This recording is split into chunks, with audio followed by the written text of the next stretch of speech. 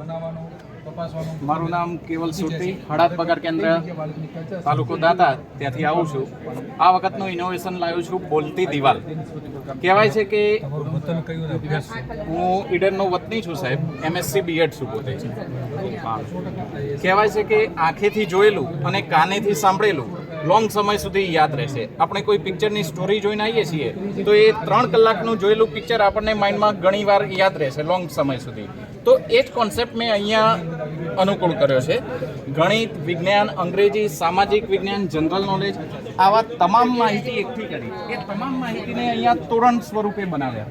આ તોરણો વર્ગખંડની દિવાલો, પછી સ્કૂલની લોબી, ત્યાં બધે લટકાવી દીધા છે.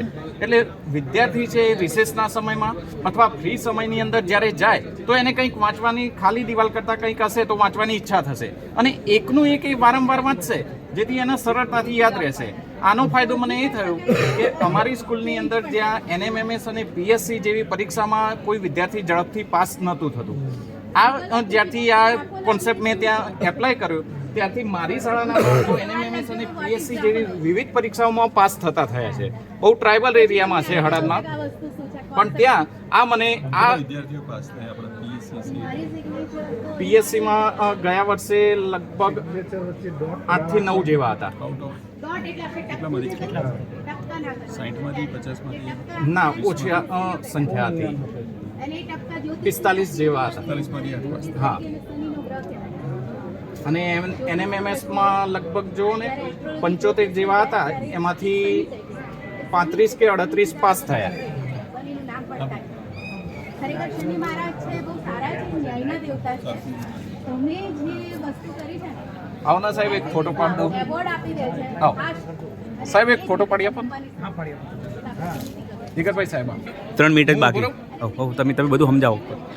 અહીંયા જે છે તમે જોઈ શકો છો કે વર્ગ અને વર્ગમૂળ, ઘન અને ઘનમૂળ, ધોરણ 6 ના તમામ અહીંયા સૂત્રોનો એપ્લાય કર્યો છે. ધોરણ 7 ના તમામ સૂત્રો, પછી 12 મહિનાના નામ, વિવિધ વ્યવસાયકારો.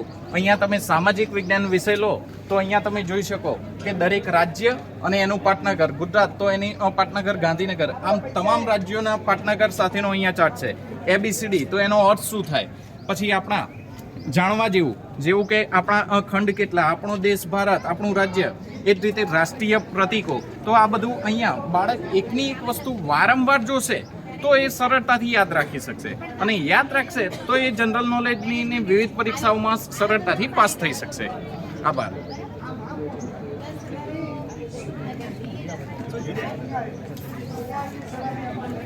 સાહેબ, આ કેવી રીતે બનાયા આ TLM? કે કઈ રીતે તમે આ વર્ડ ફાઇલમાંથી બનાવ્યા? વર્ડ ફાઇલમાંથી જાતે? ફાઇલમાંથી. અને આ અત્યારે PDF છે, કોઈ પણને જોઈતી હોય તો મારો નંબર છે, એના પર મને હાઈ કરીને મોકલશે.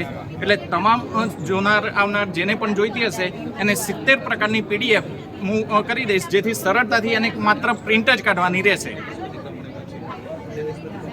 જોરદાર સાહેબ.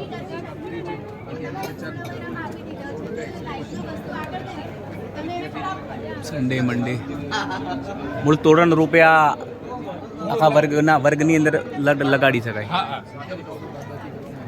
એકનું એક જુઓ એટલે એને સરળતાથી યાદ રહી જ જાય.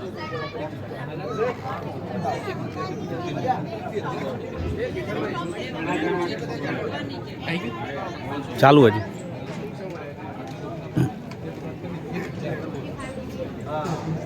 આ નંબર છે મારો, એના પર મેસેજ આવશે એટલે એને 70 પ્રકારની PDF મળી જશે.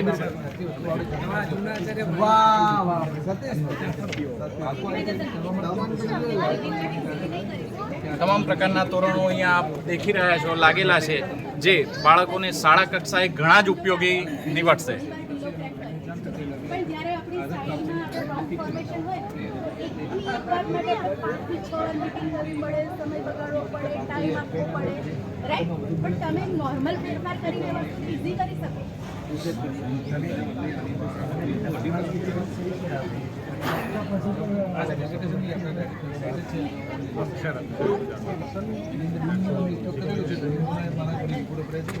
નામ ઉપર કોઈ વાત નથી, આ ઉપર ડોટ પણ તમે સિગ્નેચર કરીને ઘણાને અહીંયા 2 ડોટ કરે, અહીંયા 2 ડોટ, અહીંયા 2 ડોટ કરે, અહીંયા 1 ડોટ કરે, પછી 1 ડોટ કરે, દાખલા કે 20 ડોટ કરે.